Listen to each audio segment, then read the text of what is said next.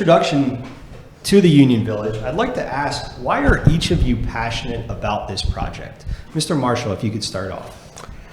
I'm passionate in representing the Presbyterian Home for Children, and we are a faith-based organization, and our core ministry now in 154 years of serving children at risk and homeless.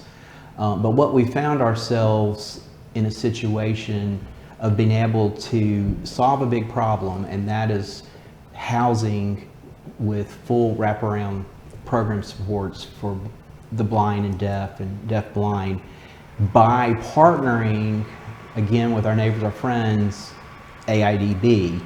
And so I'm the most excited because together we're able to do something that we could not do separately. And we work side by side. AIDB staff are on our campus every day.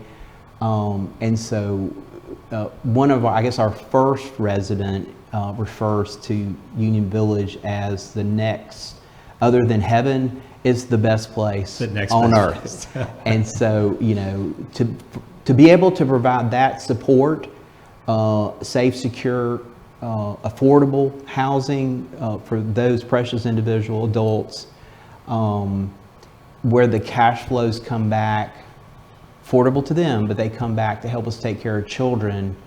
That's part of what helps get me up every day. Yeah, and it is very affordable, and we'll talk a little bit about that later, but it keeps the services going for part of the community here in Talladega. Now, is this the first major partnership between the Presbyterian Home for Children and AIDB? I believe it is. This started in 2017. Yeah.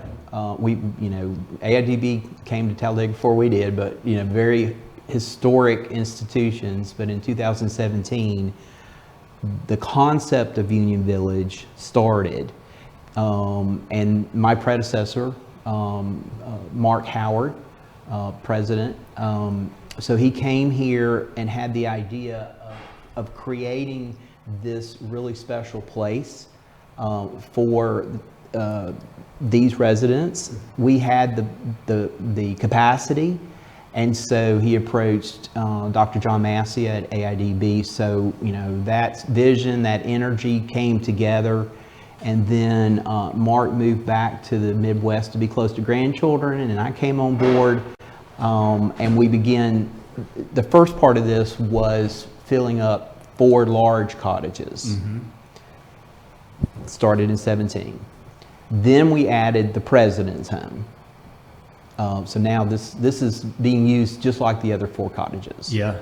And then we began to, we have this ultimate master plan of 42 tiny homes that we're very excited about. We've built 4.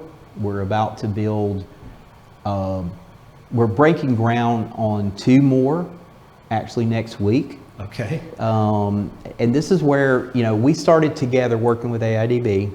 Then we've had those from the public sector and corporations and foundations and so forth. And so the last 2 that were built were subsidized with grants from IPC Foundation and the Daniel Foundation of Alabama. So now we're about to build 2 more that are going to be, we wouldn't be able to do them without a grant from the Regions Foundation and now the City of Talladega. There's now more on the way, but this entire Union Village concept it's where we take these 5 large cottages with the tiny homes together. It's one big Union Village. You guys are creating a community out here. We're creating community. So we're the owners at the Presbyterian Home for Children. So we create the community, but we can't create the community and continue the community day by day without Dante and his team at AIDB. Yeah, and very accessible community, very inclusive community. And I really like how you pointed out that, I feel like I've had conversations in the community before where it's parents that are wanting to build an inclusive community for their sons and daughters. and they feel like it has to be this huge, massive project, $20 million right off the bat. But there are grants out there that you can get hooked into that will allow you to kind of start small and bootstrap and continue building as the success of what you're doing grows. Right. And I think that's a very crucial point to it. You don't have to go all in and have that huge upfront cost. You should be testing it throughout and kind of bootstrapping that there. And you guys have, the bigger cottages now. You've built 4 of the tiny homes. Now you're breaking ground, and in the future you're going to continue building. But it didn't start out with building 42 small homes. It didn't. Yeah. Mr. Little, I'd like